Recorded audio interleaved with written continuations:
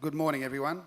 I too want to acknowledge the traditional owners of this wonderful part of the world and thank them for the opportunity to be here, and thank all of you for coming. If it's your first time at Garma, you'll learn a great deal. I want to thank Mr. Bowden and his organisational team. His missus is here somewhere and she really runs the show, but he thinks he does. But I want to thank him. I first came to this site, or very close to it, in 1975 as a teacher.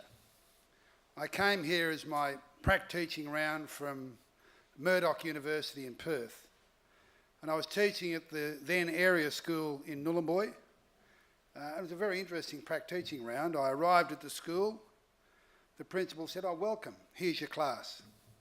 So I didn't have a supervising teacher, I had a class, which was an interesting way to start the process.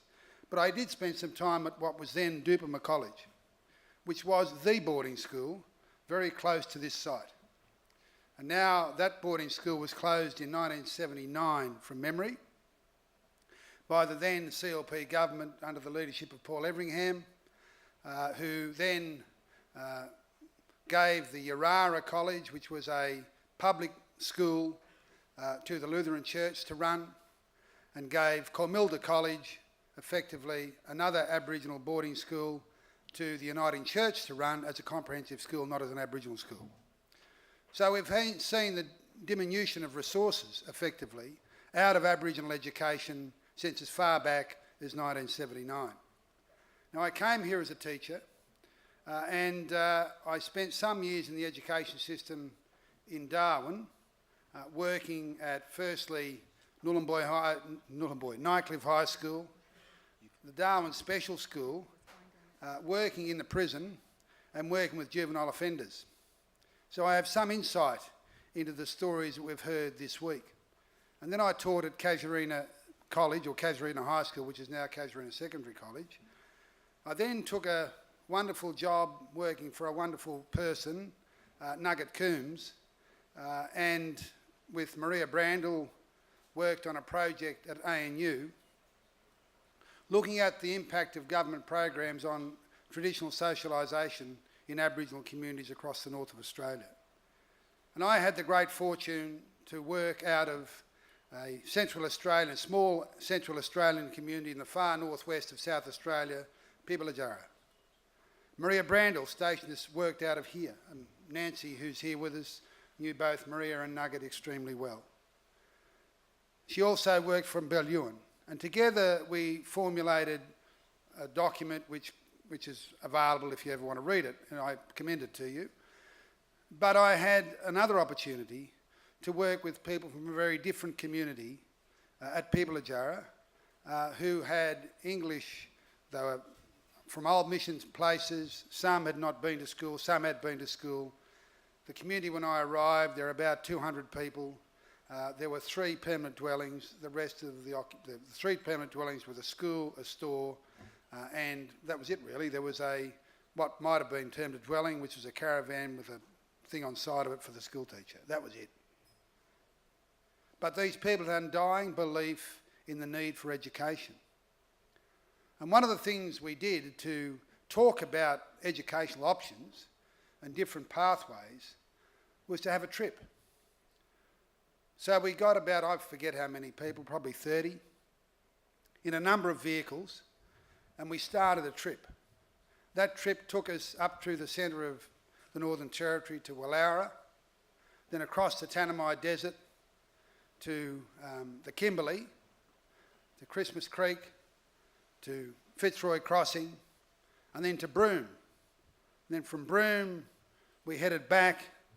We visited Nookumbar on the way. We went to Strelly. We went down through the centre of Western Australia and back across the centre again back to Pibilajara. And the purpose of this exercise was to allow these Aboriginal leaders and community members to have a look at alternate ways of delivering education, because they were concerned about the outcomes in their school and the opportunities that might exist now and into the future, or then and into the future. And nothing has changed. There is not an Aboriginal or Torres Strait Islander community, but an Aboriginal community, certainly in the Northern Territory, where Aboriginal people themselves don't aspire to have their kids educated. And what's important is that governments either, from time to time, depending on how they feel, may or may not listen. And you've heard this morning what I think is an inspirational set of circumstances here in North East Arnhem Land. The two-way education stream which has been developed, grown out of Gulkula and the homeland schools is really unique. And when you contemplate the resistance they've confronted from government, from public policy people elsewhere, who think they know because of course they're experts, I've been to university, aren't I? Without actually understanding difference, diversity and place. And if you don't actually approach education with a view about difference, diversity and place, you will never get it right. And if you don't understand the need to sit and talk and listen with local people about what their aspirations are for their children, you will never get it right. And the difference here has been that the educators, despite the direction they were receiving from elsewhere, took the decision they would work with this community. There have been strong, very strong Yolngu leaders here who have said to government, no, we're not doing it your way, we're doing it our way. And that to me is inspirational. And I think when we're comprehending the change that's needed across the community, if we don't respect the need to listen, then we won't get it right. And the need to listen means also the need to learn. The fact that I've been to university, at a wonderful university somewhere in the south of Australia, where they've taught me all these great philosophical and pedagogic methods, will mean naught if I come up here and don't understand this place and understand the cultural priorities, the languages that are operating here, and the needs of these communities as expressed by the community themselves. You will not succeed. I think that's something which to me is so bloody obvious, but it seems somehow to be resisted by policymakers either nationally and often locally. Now there are things that are happening and I am in fact very pleased to have heard from these two wonderful people about their view about education. I first entered the Federal Parliament 29 years ago. And during that time I've seen a lot of things wax and wane, changes, people listen, people don't listen, governments generally don't. But I've had the great privilege of representing the Northern Territory for that length of time pretty much. And I've had a number of roles, and most recently, prior to the sort of 2013 election, I was Minister for Indigenous Health. And that opened my eyes to a great many things. I thought I knew things. In fact, I didn't. And again, it was an exercise in starting to look at what was happening in the community and the need to understand the linkages between pregnancy and success. Success of that child in utero when they're 15 or 16. And what do you need to do to build around that child the opportunities that child needs to make sure they've got the options to succeed? Well, you need to make sure that mum, dad, the family understand what's required to make sure a child is born in a healthy environment. That's, you would have thought, obvious. But the linkages, and I'm indebted to Kerry Arabina from the University of Melbourne for her great commitment to the first 1,000 days and what that means.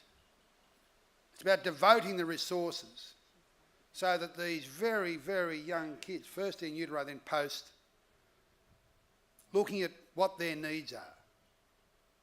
There are wonderful programs, the Nurse Family Partnership, which operates in 3 or 4 sites currently around Australia, hopefully to be expanded to 19, where, like when I was a kid, I remember vividly, when my mum was pregnant with my youngest sister, well, I only have one sister, my sister, we had a visiting nurse come into the home on a regular basis to talk to mum about, weigh the baby, talk to her about growth and all those sort of things.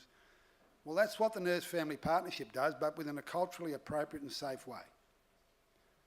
And so you now have proposals for people to work with families as those children grow.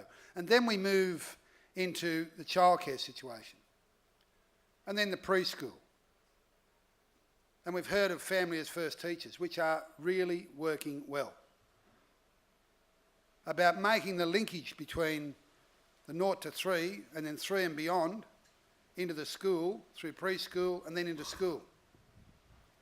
If we have these young children born into a healthy environment, well nourished, well cared for, and understand their particular and individual as well as collective needs of the community, we will make a difference. We will make a difference. So I'm delighted with what I've heard from the Labor team here this morning. But there are a lot of other things we need to do. We need to appreciate that the interventions that need to be made to help some kids are important interventions and they must be made. This week, I know, like you, I'm sure you shed tears as a result of what you saw on television on Monday night. There's no excuse. And if you understand the history of the children involved, understand their family situation, understand their own health needs, understand what's happened to them over the course of their life, you'll see that the system has failed. These people, these young people, are victims. They are victims. And what we need to make sure is we stop that cycle of victimisation. And if it's okay to spend $80,000 or $100,000 a year on incarcerating someone, why can't we spend that $80,000 or $100,000 a year per person at the front end, as Lynn has said, to prevent it happening in the first place? So to me, you don't have to be Einstein. But as I said at the outset, if you don't look, listen and learn, and if you're not prepared to take a place-based approach, don't understand difference and diversity, you will not succeed. Now, I want to commend two programs that I know are operating here at Gulkula and at Nhulunbuy High School, the Clontarf program and the STARS program. Now, some of you will be familiar with Clontarf, which is a program for young men, young boys. It operates in schools across Western Australia, the Northern Territory, parts of New South Wales, and I think and Victoria. The STARS program is a new program operating for girls in a similar manner, operating currently only in the Northern Territory, but out here at Gulkula and Nhulunbuy. These are interventionist programs in the wisest possible way. They are about providing mentors and experience and opportunity for people who are in high school as an attractor, footy, sport, whatever it might be, as a catalyst for attraction, but having full-time staff, additional full-time staff in schools to work with these young people. And it works. It works. So getting people to stay at school is half the struggle. If we can get people to stay at school, we'll know they'll learn something. May not learn a lot, but they'll learn something.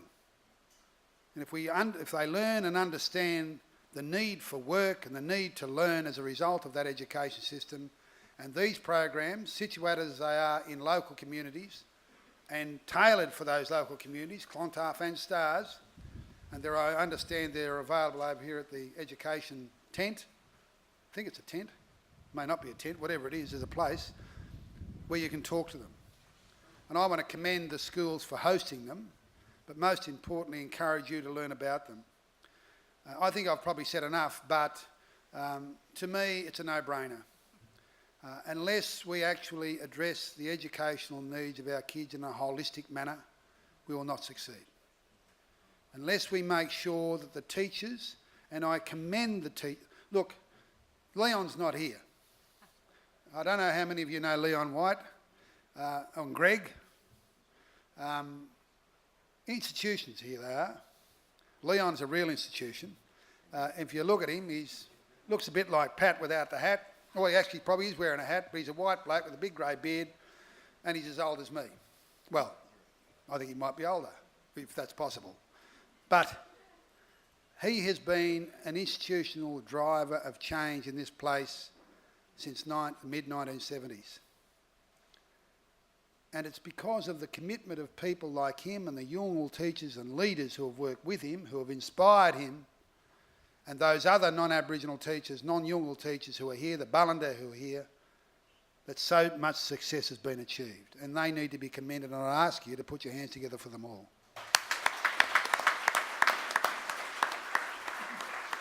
And now it's there's a bloke here who used to be my boss. Things haven't changed. Pat was the director of the Central Land Council while I was an employee. In fact, Marcia was working with us. She enjoyed every moment of it, as did I. And Pat was the boss. Well, now he's come into the Senate and I think he's still the bloody boss. Anyway, Pat Dodson.